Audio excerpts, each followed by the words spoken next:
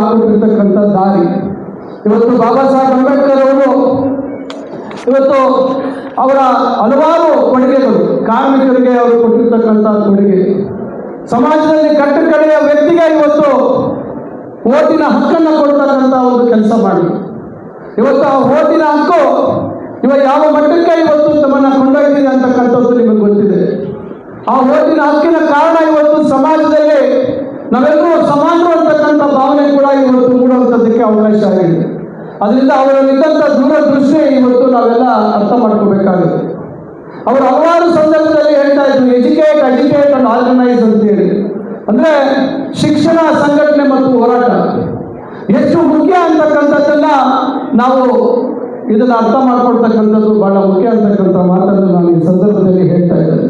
ಅದರಿಂದ ಇವತ್ತಿಂಥ ಮಹಾನ್ ಚೇತನ ಅವರ ಬಗ್ಗೆ ಇವತ್ತು ನಾವು ಅವರ 135ನೇ ಜನ್ಮದಿನಾಚರಣೆಯನ್ನು ಚಿಕ್ಕಬಳ್ಳಾಪುರ ನಗರದಲ್ಲಿ ಬಹಳ ವಿಜೃಂಭಣೆಯನ್ನು ಆಚರಣೆ ಮಾಡುವಂಥದ್ದು ಸಾಧ್ಯ ಆಗಿದೆ.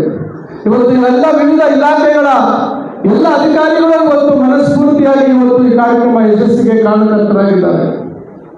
ಇವತ್ತು ಬಹುಶಃ ಒಂದು ಹಬ್ಬದ ವಾತಾವರಣ ಸೃಷ್ಟಿಯಾಗಿತ್ತು ಇವತ್ತು ಚಿಕ್ಕಬಳ್ಳಾಪುರದಲ್ಲಿ.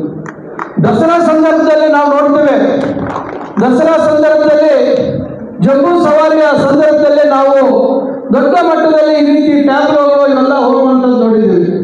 ಆದರೆ ಒಂದು ರೀತಿ ಮಿನಿ ದಸರಾ ರೀತಿಯಲ್ಲಿ ಇವತ್ತು ದೊಡ್ಡ ಸಂಖ್ಯೆಯಲ್ಲಿ ಇವತ್ತು ಟ್ಯಾಬ್ಲೋಗಳು ಬಂದಂಥದ್ದು ನೋಡಿದಾಗ ಬಹಳ ವಿಶಿಷ್ಟವಾಗಿ ಇವತ್ತು ಈ ಕಾರ್ಯಕ್ರಮ ಏರ್ಪಟ್ಟಿರ್ತಕ್ಕಂಥದ್ದು ಬಹುಶಃ ನಮ್ಮ ಜಿಲ್ಲಾಧಿಕಾರಿಗಳು, CO ಅವರು ಮತ್ತು SP ಅವರು ಎಲ್ಲ ಹಿರಿಯ ಅಧಿಕಾರಿಗಳ ಮಾರ್ಗದರ್ಶನದಲ್ಲಿ ನಮ್ಮ ಜಿಲ್ಲೆಯ ಸಮಸ್ತ ಅಧಿಕಾರಿ ವರ್ಗದವರು ಇವತ್ತು ಒಟ್ಟಾಗಿ ಕೆಲಸ ಮಾಡಿದ್ದಾರೆ. ಇವತ್ತು ಒಂದೊಂದು ಪಂಚಾಯತಿಯಿಂದ ಇವತ್ತು ಟ್ಯಾಬ್ಲೋಗಳು ಬಂದಿರತಕ್ಕಂಥದ್ದಾಗಿದೆ. ಈ ರೀತಿಯಾಗಿ ಮಾಡಿದಂಥದ್ದು ಬಹುಶಃ ಎಲ್ಲೊಂದು ಕಡೆ ಜನರಲ್ಲಿ ಇನ್ನೂ ಹೆಚ್ಚಿನ ಒಂದು ಅರಿವನ್ನು ಮೂಡಿಸ್ತಕ್ಕಂಥದ್ದಾಗುತ್ತೆ. ಇವತ್ತು ಸಮಾಜದಲ್ಲಿ ನಾವೆಲ್ಲರೂ ಸಮಾನರು ಅಂತಕ್ಕಂಥ, ನಾವೆಲ್ಲರೂ ಅಣ್ಣ ತಮ್ಮಂದರು, ನಾವು ಭ್ರಾತೃತ್ವ ಭಾವನೆಯನ್ನು ನಾವು ಮೂಡಿಸ್ಲಿಕ್ಕೆ ಇವತ್ತು ಇವೆಲ್ಲ ಅನುಕೂಲಕರವಾದಂಥ ವಾತಾವರಣ ಅಂತಕ್ಕಂಥ ಮಾತನ್ನು ನಾನು ಈ ಸಂದರ್ಭದಲ್ಲಿ ಹೇಳಲಿಕ್ಕೆ ಬಯಸ್ತಾ ಇದ್ದೀನಿ.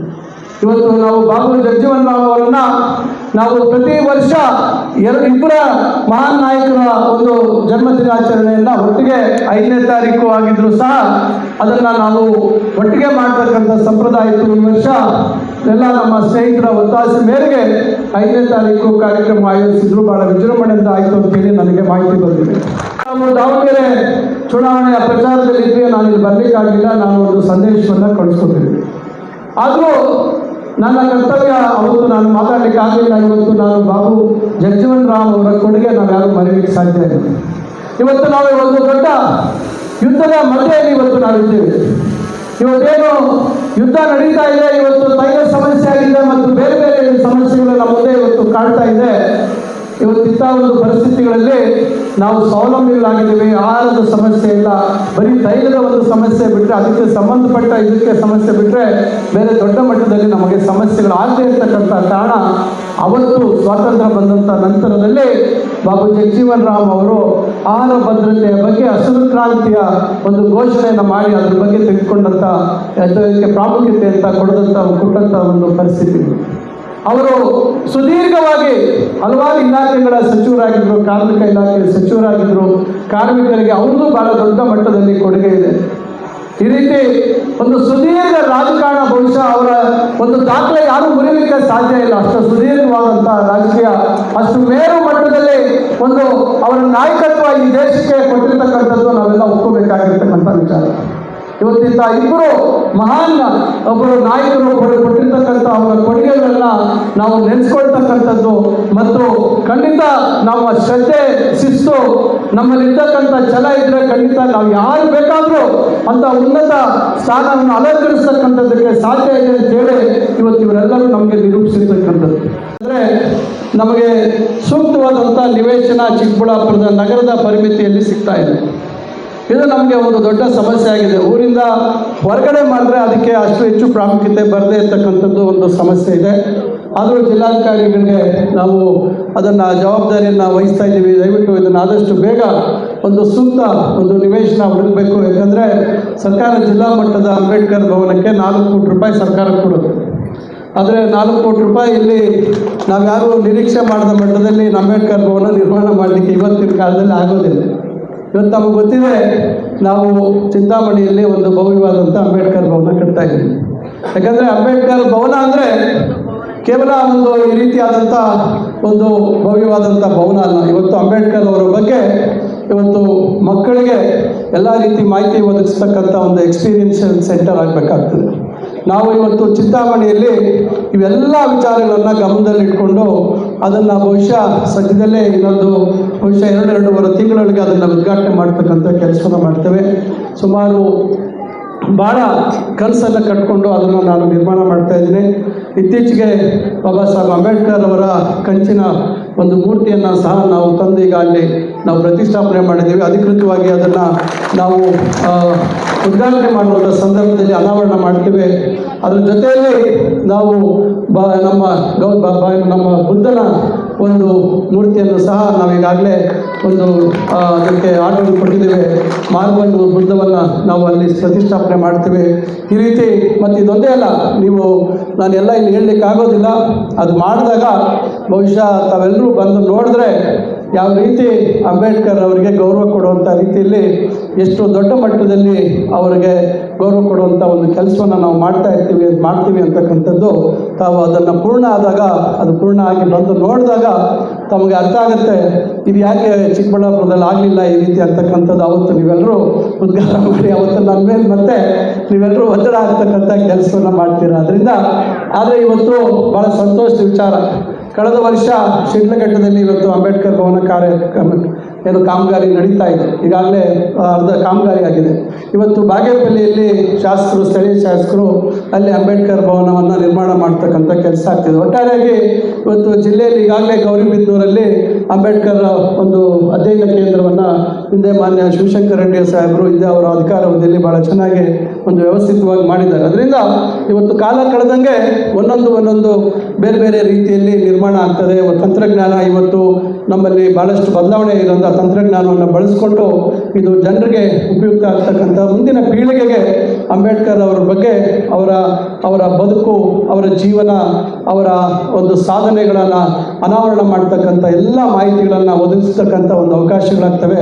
ಅದರಿಂದ ನಾನು ಮತ್ತೊಮ್ಮೆ ಈ ಒಂದು ಕಾರ್ಯಕ್ರಮದಲ್ಲಿ ತಾವೆಲ್ಲರೂ ಸಂಘಟಿತರಾಗಿ ಎಲ್ಲ ಸಂಘದ ಎಲ್ಲ ಸಂಘಟನೆಗಳ ಗೌರವಾನ್ವಿತ ಎಲ್ಲ ಸದಸ್ಯರು ಭಾಳ ಯಾವುದೇ ಪಕ್ಷ ಮತ್ತೊಂದು ಯಾವುದೇ ಭೇದ ಭಾವ ಇಲ್ಲದೆ ತಾವೆಲ್ಲರೂ ಇವತ್ತು ಒಗ್ಗಟ್ಟಾಗಿ ಬಾಬಾ ಸಾಹೇಬ್ ಅಂಬೇಡ್ಕರ್ ಅವರಿಗೆ ಮತ್ತು ಬಾಬಾ ಜಗಜೀವನ್ ರಾಮ್ ಅವರಿಗೆ ಮೊನ್ನೆ 5ನೇ ತಾರೀಕು ನಡೆದಂಥ ಕಾರ್ಯಕ್ರಮ ಮತ್ತು ಇವತ್ತು ನಡೆದಂಥ ಕಾರ್ಯಕ್ರಮಕ್ಕೆ ತಾವೆಲ್ಲರೂ ಒಗ್ಗಟ್ಟಾಗಿ ಭಾಳ ಪ್ರೀತಿಯಿಂದ, ಭಾಳ ಸಂತೋಷದಿಂದ, ಸಡಗರದಿಂದ ತಾವೆಲ್ಲರೂ ತಮ್ಮ ಸಹಕಾರವನ್ನು ನೀಡಿದ್ದಾರೆ. ಮತ್ತೊಮ್ಮೆ ತಮಗೆ ನಾನು ಜಿಲ್ಲಾಡಳಿತದ ಪರವಾಗಿ ತಮಗೆಲ್ಲರಿಗೂ ನನ್ನ ಹೃದಯಪೂರ್ವಕವಾದಂತಹ ಧನ್ಯವಾದಗಳನ್ನು ತಿಳಿಸ್ಲಿಕ್ಕೆ ಬಯಸ್ತೇನೆ. ಅನೇಕ ಅನ್ವರ್ಥಗಳಿಂದ ಬಾಬಾ ಸಾಹೇಬರನ್ನು ನಾವು ಕರಿತೇವೆ. ಸಮಾಜ ಸುಧಾರಕ ಅಂತೇಳಿ ಕರಿತೇವೆ, ನ್ಯಾಯಶಾಸ್ತ್ರಜ್ಞ ಅಂತೇಳಿ ಕರಿತೇವೆ, ಅರ್ಥಶಾಸ್ತ್ರಜ್ಞ ಅಂತೇಳಿ ಅವರನ್ನು ಸಂಬೋಧಿಸ್ತೇವೆ, ರಾಜಕೀಯ ನೇತಾರರು ಅಂತೇಳಿ ಕೂಡ ಕರಿತೇವೆ. ಸಂವಿಧಾನ ಶಿಲ್ಪಿ ಅನ್ನುವ ಅನ್ವರ್ಥವನ್ನು ಅವರಿಗೆ ಕೊಟ್ಟಿದ್ದೇವೆ. ಇಡೀ ದೇಶ ಸಮಗ್ರವಾಗಿ ಅವರಿಗೆ ಭಾರತ ರತ್ನ ಅತ್ಯುನ್ನತ ಗೌರವವನ್ನು ಸಮರ್ಪಣೆ ಮಾಡಿ ಅವರನ್ನು ಭಾರತ ರತ್ನ ಅಂತೇಳಿ ಅವರಿಗೆ ಬಿರುದನ್ನು ಕೊಟ್ಟಿದೆ. ಜನಮಾನಸದಲ್ಲಿ ನಮ್ಮೆಲ್ಲರ ಭಾವನೆಯಲ್ಲಿ ಬಾಬಾ ಸಾಹೇಬರಾಗಿ ಅವರು ನಮ್ಮ ಮುಂದೆ ಅಜರಾಮರವಾಗಿ ಅವರ ಕೆಲಸಗಳ ಮೂಲಕ, ಅವರ ಕೊಡುಗೆಗಳ ಮೂಲಕ ನಮ್ಮ ಮುಂದೆ ಇದ್ದಾರೆ. ಭಾರತದ ಸ್ವತಂತ್ರ ಇತಿಹಾಸವನ್ನು ನಾವು ಅವಲೋಕಿಸಿದ್ರೆ ಸುಮಾರು 6ರಿಂದ 8 ಲಕ್ಷ ಜನ ಒಂದು ಅಂಕಿಅಂಶಗಳ ಪ್ರಕಾರ ಯಾವುದೇ ಆಯುಧಗಳನ್ನು ಹಿಡಿದೆ ಬ್ರಿಟಿಷರ ಗುಂಡಿಗೆ ತಮ್ಮ ಜೀವವನ್ನು ತೆತ್ತು ನಮ್ಮ ಮುಂದಿನ ಭವಿಷ್ಯ ಈ ರೀತಿ ಇರಬೇಕು, ಸ್ವತಂತ್ರವನ್ನು ನಾವು ಪಡಿಬೇಕು, ಆ ಸ್ವತಂತ್ರದ ಭವ್ಯ ಭಾರತದ ಕನಸನ್ನು ನಾವು ಇಟ್ಕೊಂಡು ಮುಂದಿನ ಪೀಳಿಗೆಯನ್ನು, ಮುಂದಿನ ಮಕ್ಕಳಿಗೆ, ಮುಂದಿನ ಭವಿಷ್ಯಕ್ಕೆ ಅವರನ್ನು ಅಣಿಗೊಳಿಸಬೇಕು. ಅನೇಕ ಮಹೋನ್ನತ ಆಶಯಗಳನ್ನು ಇಟ್ಕೊಂಡು ಸ್ವತಂತ್ರ ಹೋರಾಟದಲ್ಲಿ ಅಷ್ಟೂ ಜನ 6ರಿಂದ 8 ಲಕ್ಷ ಜನ ತಮ್ಮ ಜೀವವನ್ನು ತೆತ್ತಿದ್ದಾರೆ. ಅದೆಲ್ಲ ಆದಮೇಲೆ 47ರ ಸ್ವಾತಂತ್ರ್ಯ ನಮಗೆ ದಕ್ಕಿದೆ. ಏನು ಈ ಸ್ವಾತಂತ್ರ್ಯದ ಹಿನ್ನೆಲೆ? ಈ ಸ್ವಾತಂತ್ರ್ಯದಲ್ಲಿ ಏನೇನು ಅಡಗಿದೆ, ಏನೇನು ಭಾವನೆಗಳು ಅಡಗಿದೆ? ಆ ಸ್ವಾತಂತ್ರ್ಯದಲ್ಲಿ ಸಮಾನತೆಯ ಭಾವನೆ ಅಡಗಿದೆ. ನಾವು ಮೂರು ಅಕ್ಷರಗಳಲ್ಲಿ ಸ್ವತಂತ್ರ ಅಂತ ಕರಿತೇವೆ. ಅದ್ರ ಹಿಂದಿನ ಮಹೋನ್ನತ ಆಶಯವನ್ನು ನಾವು ಅರ್ಥಕೊಳ್ಬೇಕಾಗಿದೆ. ಆ ಸಮಾನತೆ, ಎತ್ತರಕ್ಕೆ ಯಾವ ವ್ಯಕ್ತಿ ಅವನು ಎಷ್ಟು ಎತ್ತರಕ್ಕೆ ಬೇಕಾದ್ರೂ ಏರುವಂಥ ಸಮಾನ ಅವಕಾಶ, ಅದರ ಆಶಯ ನಮ್ಮ ಸ್ವತಂತ್ರದಲ್ಲಿ ಅಡಗಿದೆ. ಅಭಿವ್ಯಕ್ತಿ, ನನಗೆ ಅನಿಸಿದ್ದನ್ನು ನನ್ನ ಭಾವನೆಯನ್ನು ವ್ಯಕ್ತಪಡಿಸಲಿಕ್ಕೆ ಅವಕಾಶವನ್ನು ಕೊಡುವಂಥ ಆಶಯ ನಮ್ಮ ಸ್ವತಂತ್ರದಲ್ಲಿ ಅಡಗಿದೆ. ಹಾಗೂ ಸಮಸ್ತ ನಾಗರಿಕ ಬಂಧುಗಳು, ಸಂಘಟನೆಯ ಪದಾಧಿಕಾರಿಗಳು ಎಲ್ಲರ ಆಶ್ರಯದಲ್ಲಿ ಡಾಕ್ಟರ್ BR ಅಂಬೇಡ್ಕರ್ ಅವರ 135ನೇ ಜನ್ಮ ದಿನಾಚರಣೆಯನ್ನು ಇವತ್ತು ನಾವು ಅತ್ಯಂತ ಸಡಗರ ಸಂಭ್ರಮದಿಂದ ಆಚರಿಸ್ತಾ ಇದ್ದೇವೆ. ಈ ವರ್ಷದ ಆಚರಣೆ ಅತ್ಯಂತ ಅರ್ಥಪೂರ್ಣವಾಗಿರಬೇಕು, ಮೌಲ್ಯಯುತವಾಗಿರಬೇಕು.